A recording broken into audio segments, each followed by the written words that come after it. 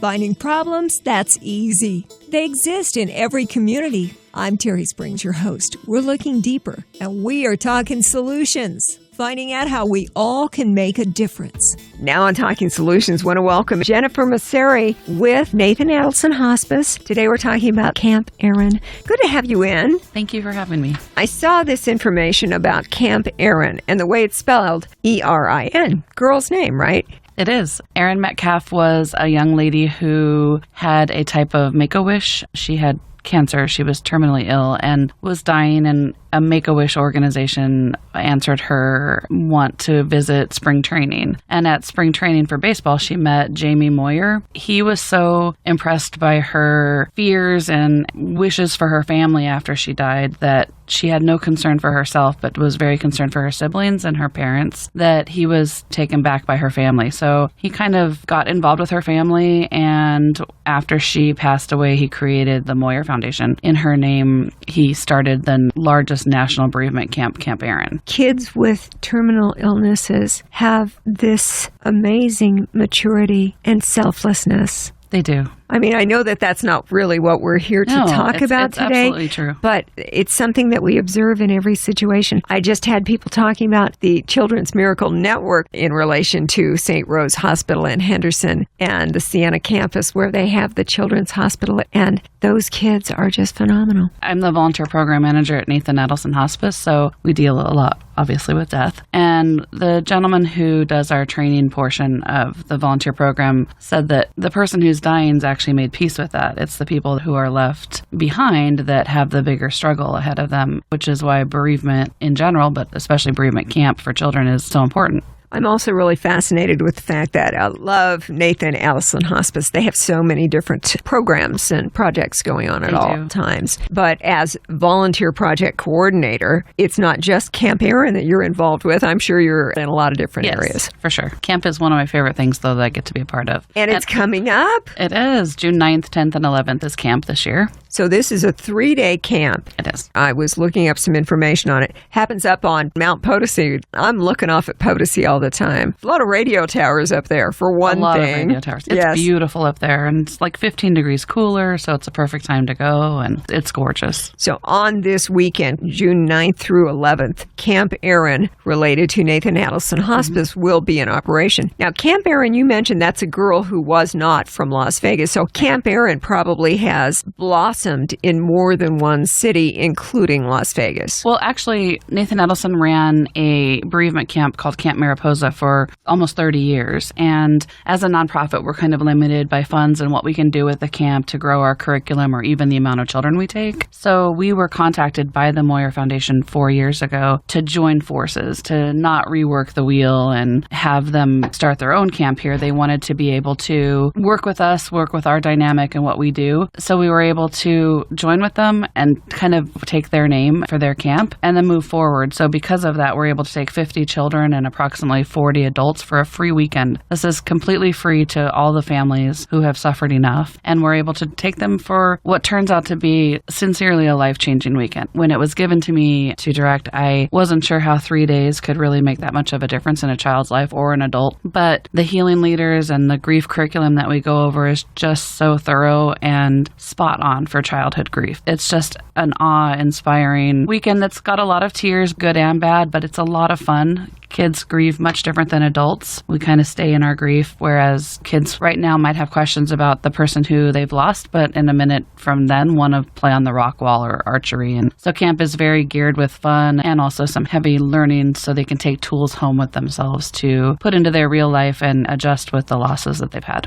Kids are fascinating. I was just having a conversation a day or two ago. My mom went out to visit my father's grave and had one of the grandsons with, the youngest. He saw her name on the headstone. And he said, "Grandma, why is your name on the headstone?" And she had to have a brief conversation with him about, "Honey, we're all going to die one of these days, and I will be next to your grandpa at that time." The kids look at everything so differently. It's such a refreshing view of the world. They do. We had a young boy whose mother had been killed, and we brief all of the volunteers and kind of give them cues of what not to say, because you wouldn't want to say to a child whose mother had been killed, I'm going to talk to your mom about that or something. You want to know who your children are. He was looking at me and I told him he had beautiful eyes, and he said, thanks, I got them from my mom. So for a minute I was kind of taken back, like I just maybe triggered something bad. And he just turned to me and he's like, but it runs in our family. We've all got beautiful eyes. And so he got it in a way that I was scared, but kids take it in stride and see the positive of that. Whereas as adults, we kind of went right to the negative of what did I just do? But he took it as a positive.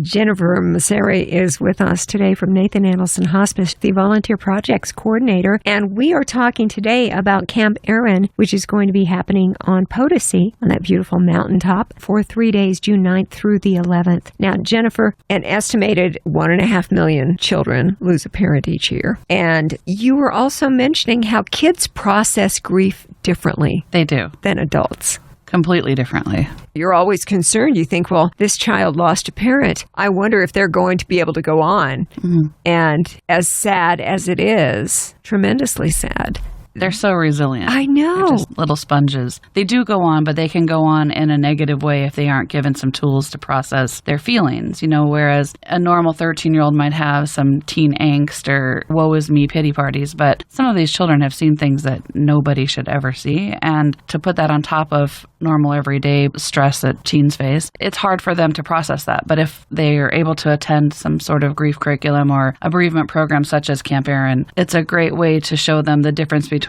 a real problem and not a real problem and how they process that. So it doesn't turn into symptoms that aren't really there, like headaches and stomach aches, or acting out and then blaming the death. It's hard enough to be 13 years old or 10 years old without normal day-to-day things, but without your mom or your sibling, or some of the things that they've seen are just horrible. It's hard for them to process. So we kind of send them home with tools to be able to do that. With Camp Erin, that is coming up June 9th through the 11th on Potosi, with Nathan Adelson Hospice, I'm sure the kids and all of the adults who will be attending this year's event, since it's so close, we've already got them lined up. Camp is full. We're very lucky in that every year we have a lot of volunteers that come back year after year and start asking me like January when camp dates are so they can put that on their calendar. So I'm very blessed with that. So it's important, if you want to be part of this program, you get in touch with me, say, by March of next year. It's usually the first or second week of June. We'd like to have it the weekend after school gets out because of the heat. If it's too far into July or August, it's too hot. Where nobody wants to go outside. I don't care if Right. it is on a mountain. Right. And even if it is 15 degrees cooler there, once the mountain heats up, it just steams, basically. It's good for us to do it early June. So I'd like to get people involved earlier than now, but we are looking at starting a grief group for children in July. We like to have a wrap-up meeting for the kids of camp to be with their other siblings or their parents or their guardians if they don't have parents or grandparents. We like to meet with them to have kind of a wrap-up and give the rest of their family some insight on the tools that they learned. So we are hoping to develop by July a group that is led by the people who do the curriculum at camp. So hopefully in July we will have something to offer to the public that's similar to camp but will be on a monthly basis, and then they can get involved with that and then have that roll over into camp next year.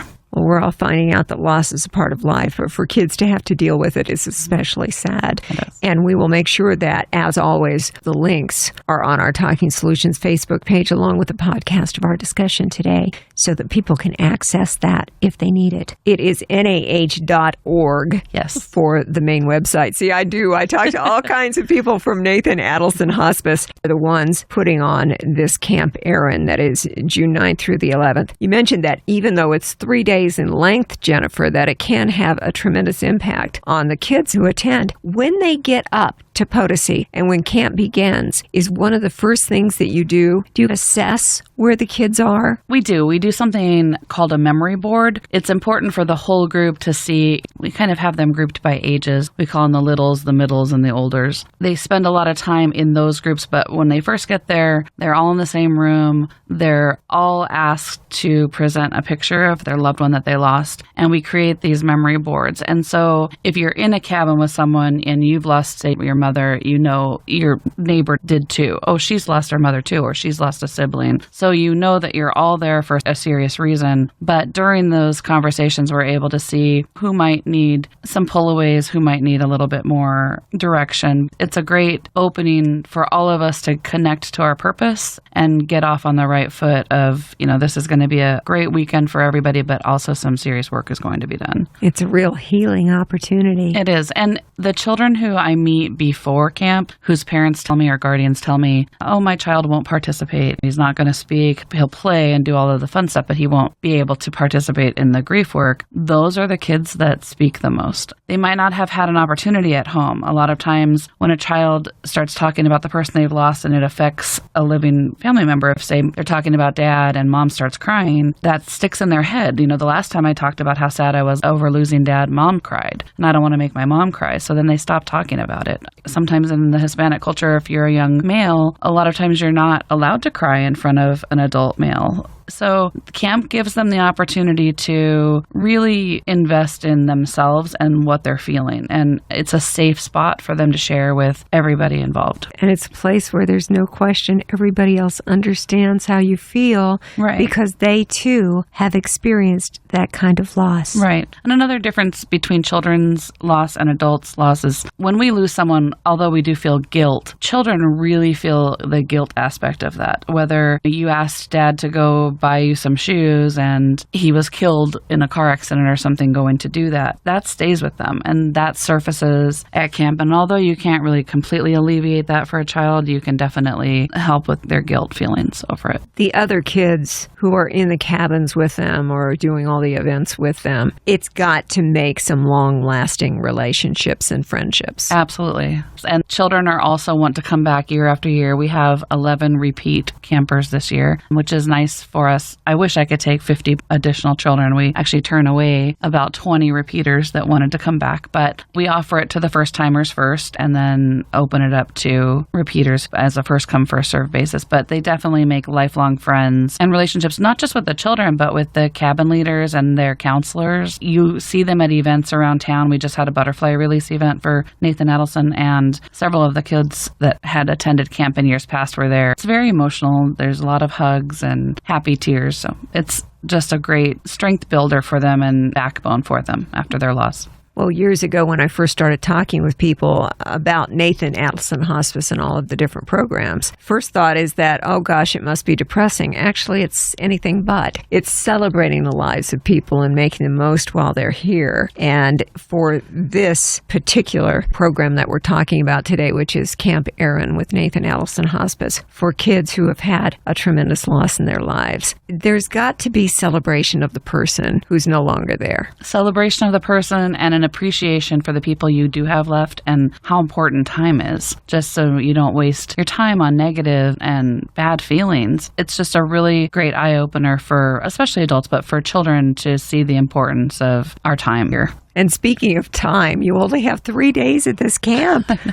What, they don't sleep? You go all day, all night? What the heck? We talked about things when people first arrive at camp that go on, but during that 3 days, it's Potosi. Yeah. It's on the mountain. It's so much happens. Yeah. Every day is very jam-packed schedule. In one of the healing circles, the children write a letter. Like I said, they sometimes can't share how they're feeling with family members, so they can just write down anything that they're feeling, whether it's a letter or some of the younger kids. We take them as young as 6, from ages 6 to 17. So 6-year-olds might color a picture to mom or dad or whoever they lost. And then they don't share that with anybody. They fold it up, we seal it in an envelope, and then the second night we have a letter burning ceremony where during the ceremony each child comes up one by one and they can say something if they like. But for the most part, it's a pretty quiet, somber ceremony and they burn the letters. What's really poignant about that is because we've been there now almost 48 hours, it's night 2. The counselors don't have such a big role after that ceremony of taking care of the kids because the kids, they all know each other very well at that point. So the hugs and the comforting are coming from their peers. they become the teachers. So last year, one young girl asked if she could call her mother right after the ceremony. And I said, we try not to let that happen because it kind of puts a pause on this really intense weekend. But she was pretty adamant and she was gleeful. Like she was just so happy. So I let her call Mom and she said, Mom, you know how you used to text Dad every day what we were doing and text him and tell him what we were doing for dinner or what I did in school? You can still do that. And then if you don't want to light them and burn them because fire's dangerous, you can just rip it up. But at least you put it out there. And she was just teary, and I'll never forget her little face because she had just captured this lesson of how important it was to continue to share, or maybe once a week connect back to the person that you lost and tell them, you know, I had a great week, I did this in school, or I made the basketball team, or whatever the case may be. It's still important that they're still there with them in every way that matters. Be able to carry that relationship on. Right. And take that letter and put it into the fire and send those words up into heaven. Right.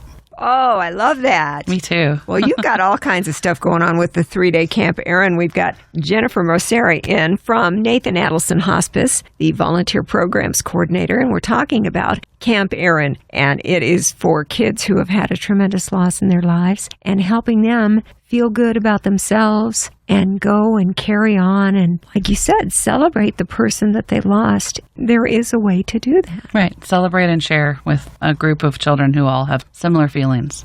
3-day camp, it's going to go fast. It does. By the time it's ending, does everybody involved say, gosh, I wish it wasn't over yet? For sure. We spend Sunday morning. It's pretty bittersweet. Sunday morning is some cleanup, and our last healing circles, we do something called an affirmation where the children are asked to, in a big circle, kind of go around the room and they tell what they've learned, some little tidbits of what they've learned, but then we also open it up for that room to say what they've learned about that child. So from Friday to see everybody not know each other and kind of be very reserved and very in touch with what's theirs, like this is my bag, I don't want to let my pillow go, this is my food, whatever the case may be. By Sunday, they're just family. They're writing on each other's shirts and braiding hair and doing all of these things together. It's such an intimate, very tight group. And so there is a lot of when can we come back, when can we see each other, which is why I think it's important that starting the month after camp that we move forward with a grief group that meets monthly so they can come back and see each other if they don't have social media, if they don't have a way to keep in touch with each other. A lot of the children are wards of the state, unfortunately, so that's hard when they don't have a home situation to keep in contact with the children that they bonded with. And so I just think it's important for us to move forward with a way for them to continue those bonds and continue to get help and reconnect back to what new lessons that they might forget or not have completely captured. Sunday is very quick and often sad, but also very happy. Lots of hugs. Well, it sounds like you've got plans to develop something ongoing down here in the Valley so that they can continue those relationships. It sounds very healthy. We work closely with Adams Place, which is a childhood grief center, and with their help, I'm hoping that we can develop a group that meets monthly for that purpose. For anyone who's not aware, Nathan Adelson Hospice is a not-for-profit hospice. They are the largest. They take care of thousands of people every single year, and we're always delighted to have them in because there are so many healthy, wonderful programs that you offer to people in the Valley who need it. You mentioned, too, Jennifer, that Camp Erin, is it the Moyer Group? The Moyer Foundation. Gotcha. The Moyer Foundation partnered with you. Now, I know that you do have a limited amount of people, children and adults, that you are able to take up to Potosi every year for Camp Erin. Do you ever see that expanding? I know that you are limited because you are not-for-profit. Yes, I would love to expand camp. Our vice president, we actually went out of state and looked at a bigger campground. So obviously, as a nonprofit, funds is the issue for us. Camp is very expensive and it's free to the family. Camp costs us anywhere from $25,000 to $35,000 a year. It's hard to offer that as a free program. So to envision us growing it, I would need to prove that I can raise the money for that. That's always been our hindrance. I would love to double the amount of children we can take. We take 50 right now. We have a sponsor through the Moyer Foundation, and Children's Speedway Charities also helps us. But the majority of that is paid for by our uncompensated care programs. The funds come out of our foundation, and if I could prove that it wouldn't cost our foundation so much money, I'm sure that my senior leaders would help me grow camp. But as of right now, financially, we're kind of limited with what we can do. Well, one of the things that we ask every week with Talking Solutions, Jennifer, what can we do to help you? Well, we are always in need of supplies for camp. Monetary donations are always welcome. Were to go onto our website to make a donation, just indicate that you'd like to help Camp Erin. If you don't have access to a computer, you can call us or come in and just ask that your donation goes towards our Camp Erin fund. But you can call me to get involved with volunteering for camp for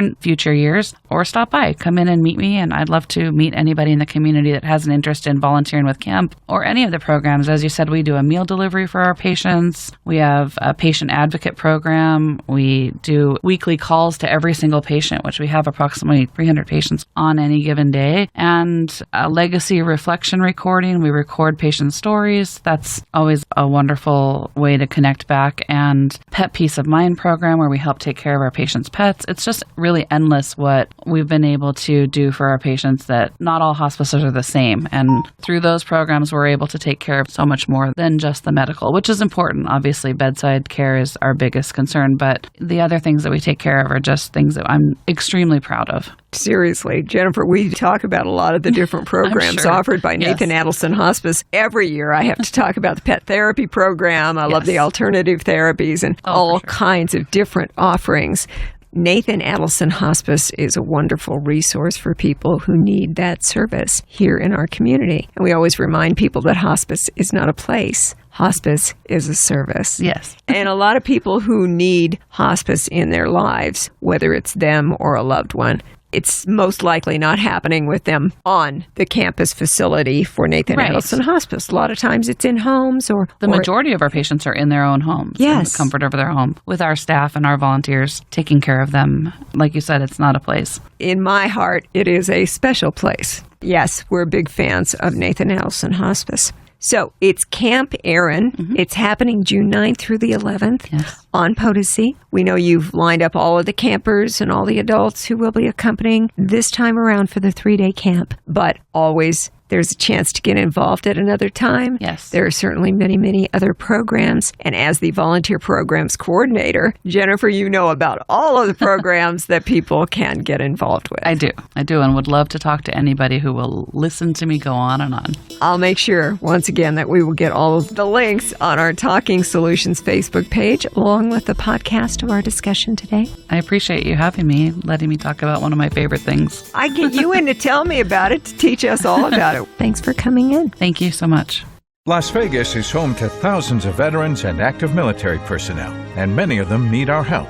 Walker Furniture's Help for Heroes program will provide much-needed specialized furniture to local veterans. If you know of a veteran in need, write a letter and tell us their story. Visit the Walker website or the station's website and click on the Help for Heroes link to submit their story. These men and women gave so much. They deserve our gratitude and our support. It's your chance to help a veteran, and it's Walker Furniture's chance to say thank you. When you're turning left on Nevada's roads, take a moment to do it right. Look twice for motorcycles. Since motorcycles are smaller, it's more difficult to gauge their speed, which means they may be approaching faster than you think. Remember, it only takes a second to take a second look. Don't put yourself or those around you in danger. Look twice for motorcycles, and to make 0 fatalities your goal. Former Governor Bob Miller for the UNLV Alumni Association. I'm a proud fan of UNLV. Now you can get a UNLV Rebel license plate for your car, motorcycle, or trailer and show everyone your Rebel pride. And with every plate, a portion of the fee goes to fund scholarships at UNLV. So far, we've raised more than $1.5 million for student scholarships. Show your Rebel pride. Get your own license to brag today. Learn more at unlvplate.org. Hey, I think I got a couple minutes to let you know about an event that's coming up next Sunday, June 11th, from noon to 4 at the Paseo Verde Library in Henderson. The Clark County Nevada Genealogy Society is pairing with the Henderson Library for a big genealogy fair. It's free. They've got more than 20 organizations from all around the valley, and they're going to help you learn about family history and genealogy.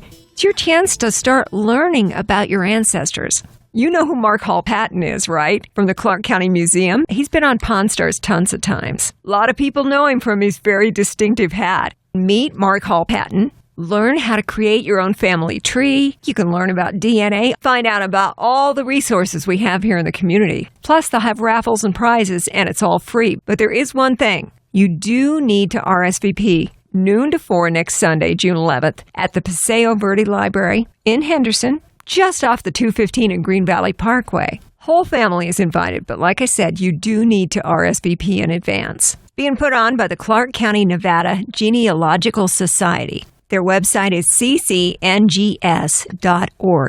Clark County, Nevada Genealogical Society, ccngs.org. Plus, I put all the links and everything on the Talking Solutions Facebook page. Good time for the whole family, free of charge, but you do need to let them know in advance you're coming. Talking Solutions is a production of the Community Relations Department here at Beasley Media Group Las Vegas. Get more information on today's topic on our Talking Solutions page on Facebook, where you will also find links and a podcast of today's show. Thanks for listening, and have a great week.